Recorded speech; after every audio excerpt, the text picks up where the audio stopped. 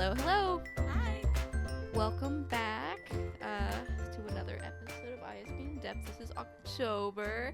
So, what do Mean Girls, Alchemist, and Vampire Slayers have in common, Deb? They're criminally insane. Well, maybe not criminally, but the month of October is what I was looking for. That too. So we're going to be highlighting our TV shows and movie collections to binge as the weather cools down this October and discuss some pop culture icons. Marissa will not let me live if I do not mention Mean Girls. So, Well, here's a fun fact. Me and my husband, we like to binge watch every October. This year I want to do rated B horror films. Oh, like, can you give me some titles? No, I cannot, because I don't know it. He knows it. I know he wants to introduce me to, what is it, the Rob Zombie films. That's all I know. And he has a whole list in mind. I was like, okay, just as long as there be horror films. It's all, like For the Birds, I know that one. I don't know what level it is. I know it's not level A, but it's one of my favorite. And it's not like horror, but it's Repo the Genetic Opera. Oh, interesting. And you guys should look into that because I'm sure that's definitely a B or a C film. Oh, and definitely. My friend who loves horror, she's like the sweetest person. Shout out to Erica, not that she listens to this. she lives in states away, but anyway, she's like the sweetest person, and she loves horror movies. So I would, like, maybe once a year, she would maybe talk me into one for her birthday, and I would just that one I liked. All the other ones I just got. So anyway, let's get on to our housekeeping. We're gonna have some upcoming closings. Deb, what's our first one? So the first one's Friday, October 11th for staff training. And we're going to go ahead and include some November ones in here just so, you know, you're getting prepared because there are going to be some long ones, and we have 2 that month. So November 11th, which is a Monday, we're going to be closed for Veterans Day, so we get a nice 3-day holiday. And then November 28th through the 30th, we're going to be closed for Thanksgiving. Which is Thursday through Saturday. So that's a really long one. Yeah. So to make sure to get your books before your family comes in if you like to ignore them. Just true. Yeah. And then, so as usual, we still have Show Us Your Southern Grandpa going on, which is, you know, the sequel to Show Us Your Southern Grandma. We'll take Grandma still, but they'll just be kind of put away in, like, files.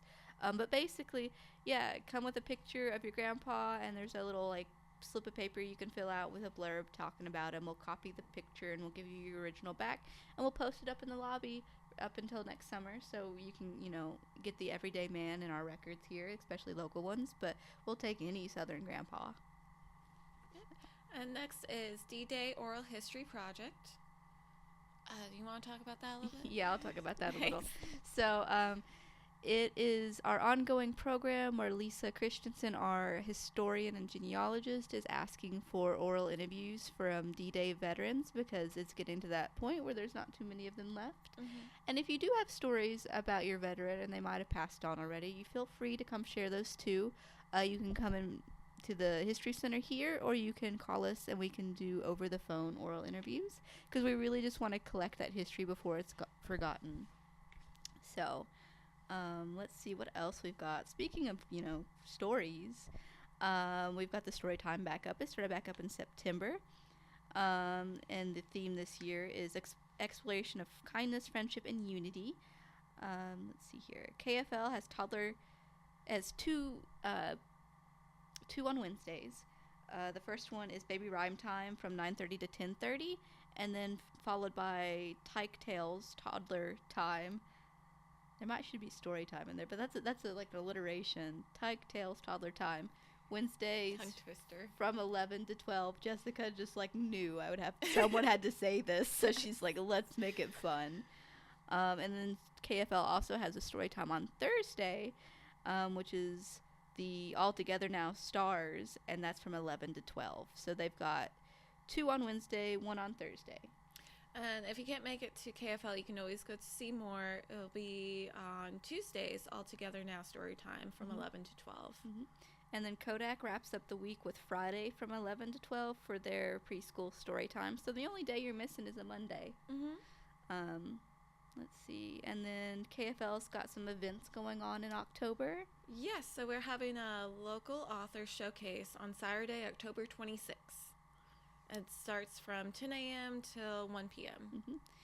and it's going to be again on a Saturday, and so just kind of know that's not our, your normal schedule to come to the library. A lot of people don't come on Saturdays, but it's going to be a big event. You can come support your local author friends, and you can even meet a celebrity. Who's coming to see us, Deb? Lori Foster. And what does she write? Do you know? I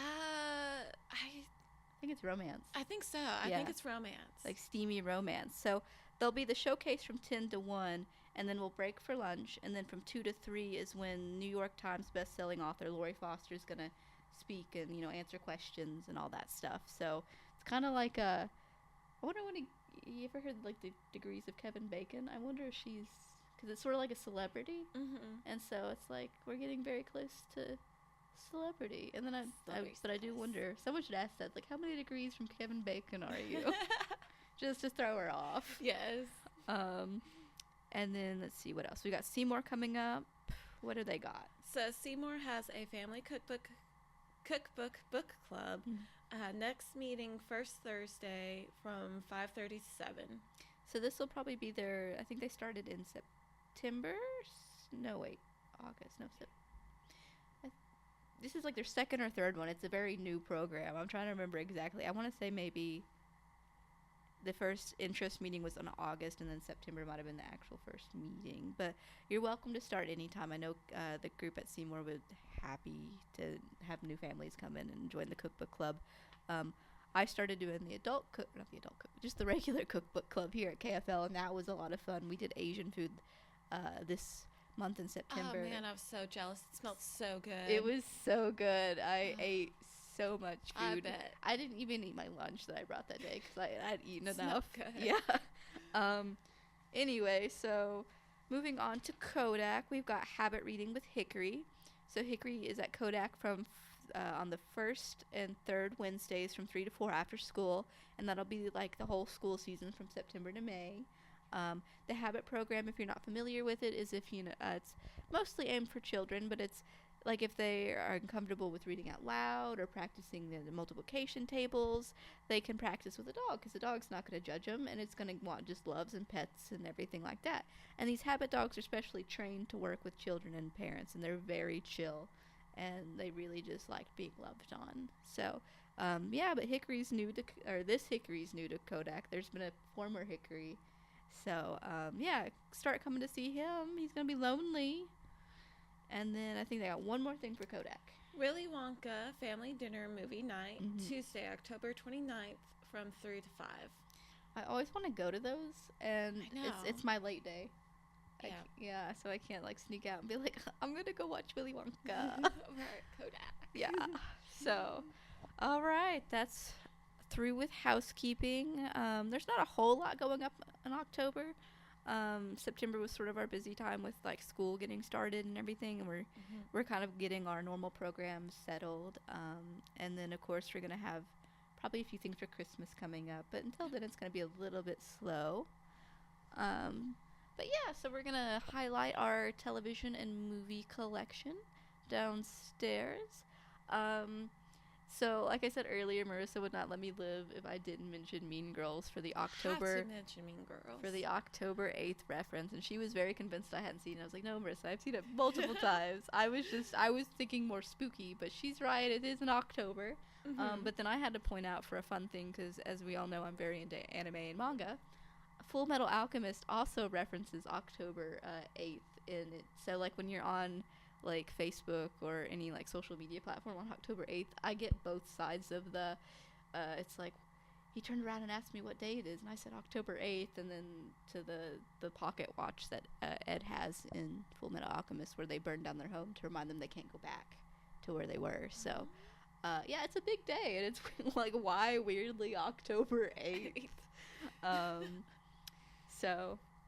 But yeah, I chose to watch the first season of Buffy the Vampire Slayer because I was like, that's very Halloween-y, and it's very campy, and it's been around for a while. And I've been meaning to watch it.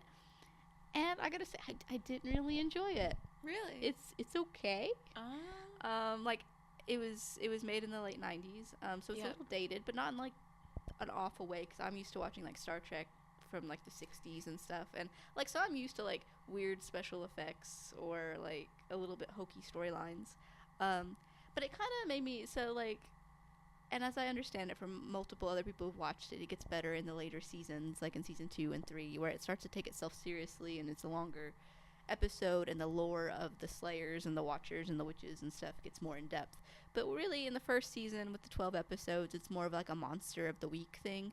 It does have a through line plot, and you do have like the evil master vampire in the background, and it's gonna lead up to him, the climax of the season. But yeah, it kind of made me think of like, and they reference other things like Scooby-Doo and Sabrina and that's fun. so I didn't know that. it's a little bit aware of itself. And I can see where like other programs would have gotten the idea for maybe like Supernatural, sort of with the Monster Slayer of the Week. Vampires, Angel makes me really think of like Stefan from Vampire Diaries, or like Edward from Twilight. Like, okay. I feel like that's maybe where some subconscious like pop culture things have come from. Like, it was probably definitely groundbreaking for the time. So I like Willow's character a lot. I like Giles' character. I don't like Xander. Buffy is just fine. I don't like any of the romance they've tried to do in this season. And most of the romance is like doomed. Most relationships, it seems like any side character that I'm like, oh, they're decent, gets killed. And there's some plot holes and stuff that I'm like, I need more information on that. Like, there's one thing that really bothers me. This is a spoiler for like episode 6 or something. It's called like the Pack, and they get like, this group of kids get taken over by like hyenas spirits, and like 4 of them cannibalize the principal. They eat the principal. Oh my. And then at the end of the episode, it's revealed that they remember that they ate, and they never talked about it. Yeah, like, think about how like, and all these people are dying in this high school, and no one, like, there's so many reasons for them to be traumatized. Our principal's missing. Yeah. or our science teacher got beheaded, or, you know, like, no, they know what happens. They say like, oh, but they're just gonna say wild dogs got in there somehow or whatever. But like, all these awful things are happening at this high school, and in my mind, I'm like, these people need. And they mentioned a grief counselor, funnily enough, like in the first couple of episodes. But yeah, like, like these kids would be graduating with A's just because of like their teachers dying and their and their students. You know, I'm like, what? No one's bothered by this. Like, everyone's like subconsciously traumatized, but no one's like, oh, it's just another day. Yeah, they're not saying anything. They'll reference it, like, oh, remember when our teacher did that? And yeah, that was weird. Yeah, basically. And like the dialogue can be really good at times, but then other times when they go to talk to their crush or whatever, they just cannot speak. They're like, they just to their crush. Yeah. Okay, to be fair, I was like, I couldn't even look him in the eye. Yeah. It's like the curse of being a teenager. Yeah. So I was like, I guess technically that's on par. It just was frustrating. Just talk normal. I can't. Yeah, like it's an okay show. I'm not invested in it. So, yeah. So what'd you watch, Deb? Okay, so I've always been obsessed with Criminal Minds, and Matthew Gray Kubler. Yes. There's like so many episodes, I can't pinpoint specific episodes because there's so many I like, but I can point out the one I started really liking the season. It would be season 3. Like, the first 2 seasons were really good, but at the same time, it's like they're new. It's a new thing. They're still like all the characters, or I should say actors, are still trying to like mesh well with each other. And I feel like season 3 really brought that out. It's when they started to like really get there, and I highly recommend it. But fun fact, one of my favorite characters, David Rossi, was introduced in season 3, and the episode is called Bout Face, and it was actually released on Halloween 2007. Hey. I was like, what are the chances of that? I'm gonna say, so I've like watched episodes of Criminal Minds, but I've never sat down to watch like a season of it or anything. And my friend Caitlin's been actually rewatching all of Criminal Minds. So is there like a strong like through line plot, like with like the characters like being affected? It's sort of like how Law and Order, when you watch it, like there are individual episodes, but you, like the agents themselves go through stuff, and it kind of accumulates. There's different plot points, like the first 2 seasons based off of the character Jason Gideon, and what he's going through outside of work, basically. I don't want to give too much away, but basically there's someone he's been after for years. Revenge. And he comes back. Yeah, pretty much. And it's like he steps out in season 3, or his character steps out in season 3, because he goes on like a psychotic break, I believe, if I remember correctly. He kind of like has like something happens to him personally, and he goes on like he has to leave mentally. Yeah. And then it leads into someone else. I think his name's Aaron. I don't remember the character's name, but he one of the main characters is going through something, and it like continues on. Like they drag it out for seasons of him and his personal life, and someone is now after him and his family, and it like kind of goes away for a little bit and then comes back, and it's so good. Like I love that kind of like mental suspense and whatnot. And then of course like each episode has their own thing too, but over the course of, I don't know about now because they're still coming out with new seasons and stuff, but I know in like from season, I want to say 4 to sometime, it's about him and what he's dealing with. The only thing I really know about Criminal Minds, and it's just more of like a meme, is like, wow, that episode was really messed up, and it's like directed by Matthew Gray Gubler, and they're like, yeah, that's right. True. Is he still on the show? I don't know. I stopped watching it a few years ago, pretty much because of work and whatnot. Back in, I don't know, 2014, 2015, I could just kind of watch it anymore. I just didn't have the time, but I know the earlier seasons were just, to me, the best seasons.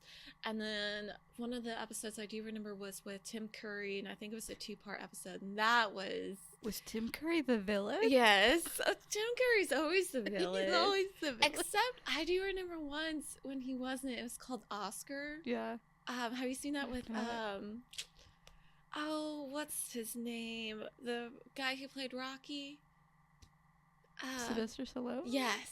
Yeah. He was in it too. It's called Oscar, and Tim Curry was actually not a villain. He was actually like more of a dorky character. But it was great. Highly recommend that movie. It had nothing to do with October. It's just fun.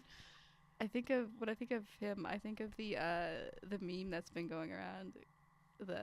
It's from like, I think, a video game early on, and he's like, I'm going to go to the last place not like taken over by capitalism, and you can see him trying not to laugh, and then he goes, space.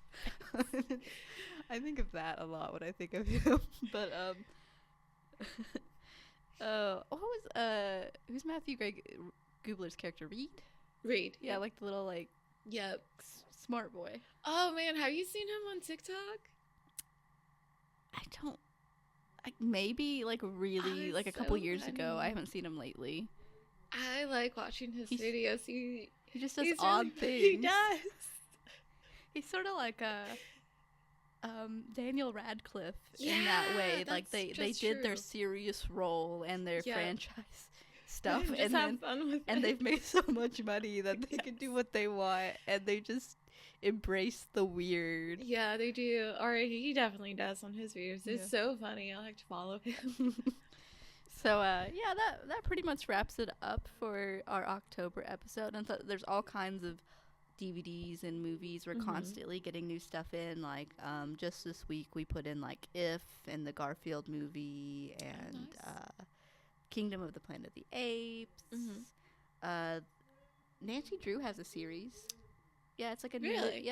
It's completed now. It's like 4 seasons, but it was like a CBS episode thing, and that's at Seymour. But yeah, there's 4 seasons of like Nancy Drew. And nice. I didn't really look into it too much. Like I put it in the system, but I wondered if they'd like set it in a modern day setting, and I think that's what they did. And I was like, I kind of want to watch it like sort of like a Riverdale sort of thing, where they pretend it's back in the day a little bit, but also not. Like you've got the retro vibes. I think it'd just be interesting, like to watch like a historical fiction like Nancy Drew. Yeah. So, like, I don't want to see Nancy Drew modernized. I want to see, like with cell phones. Yeah, like, no, because then she'll figure it out in, like, 2 minutes. No. I know. I just, like, typing on the computer, like, oh, there's the answer. Oh. Yeah, like, great. I want Murdoch Mysteries, but it's Nancy Drew, you know? Where's the clues at? Yeah. Scooby-Doo. Yeah. So, anyway, that wraps us up. So, next podcast will come out in November, and we're going to be doing Native American authors. And either like documentaries or shows or just, you know, Native American heritage. So hopefully the book I've been wanting will come off hold on Libby and I can read it. Yay. That'd be good. Alrighty. Thanks, Ben. Thank you.